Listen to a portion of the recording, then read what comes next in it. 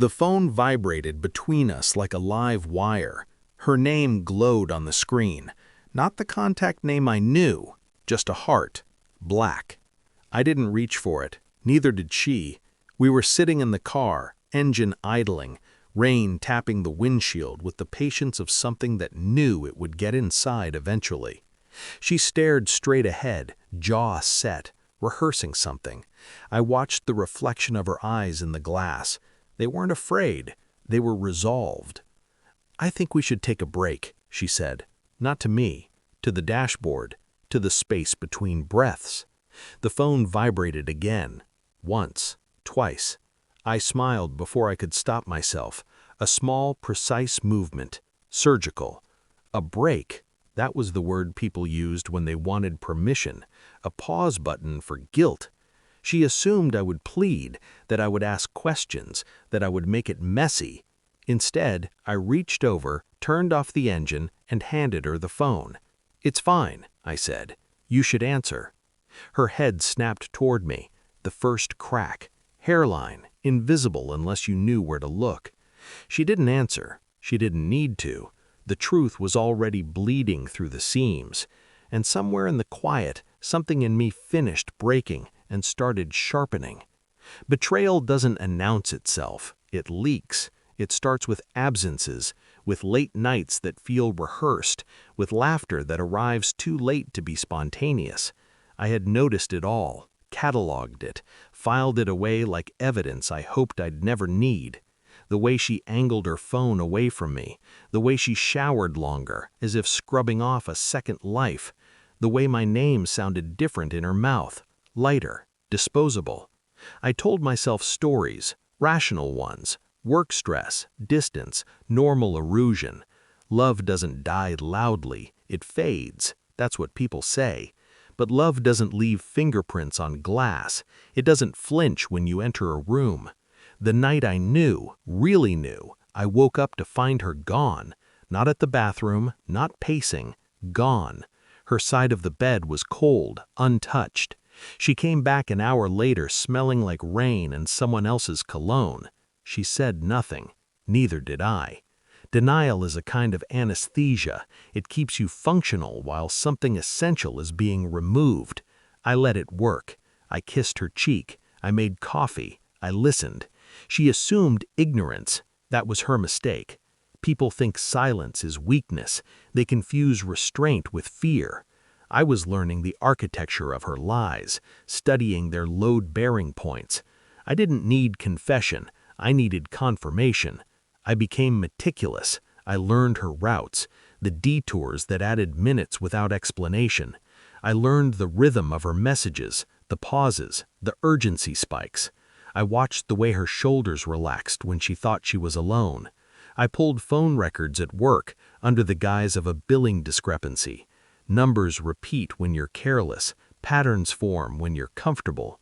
I followed once, just once, parked across the street and watched her walk into a cafe she'd never mentioned, watched her smile before she reached the door.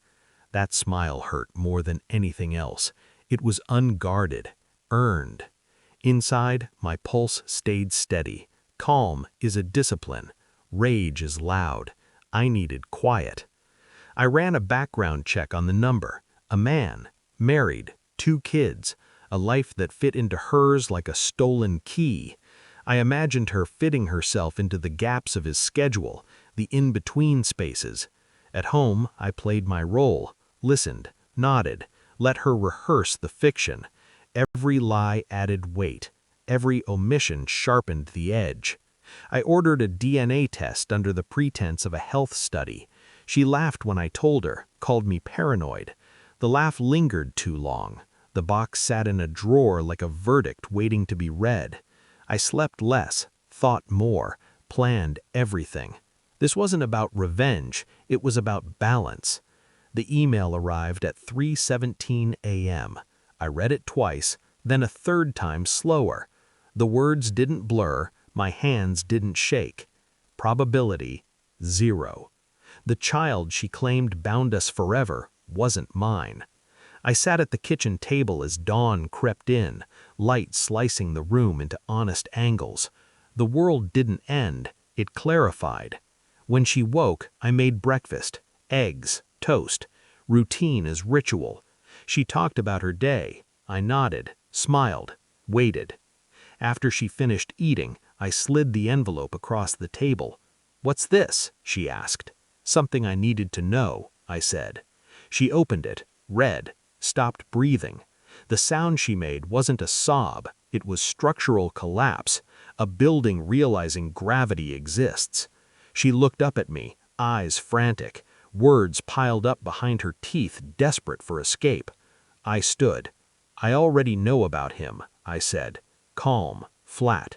"And the child." Her mouth opened, closed, opened again.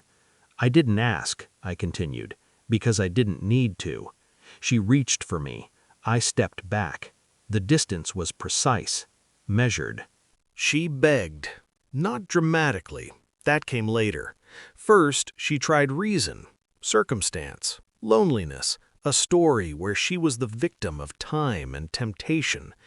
I let her speak, watched the narrative collapse under its own weight. Then I did the only thing that mattered. I packed, slowly, methodically, each item a withdrawal, each step a severance. She followed me from room to room, unraveling, voice breaking into smaller pieces.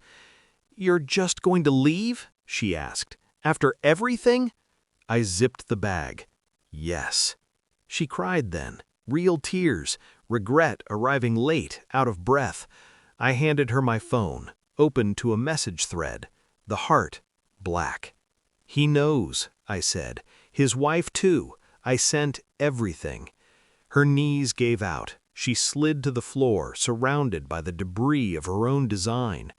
I didn't raise my voice, didn't insult her. I didn't need to. Silence did the work. Weeks later, I heard through mutual acquaintances. The man left. The wife took everything. The child became a question mark with consequences.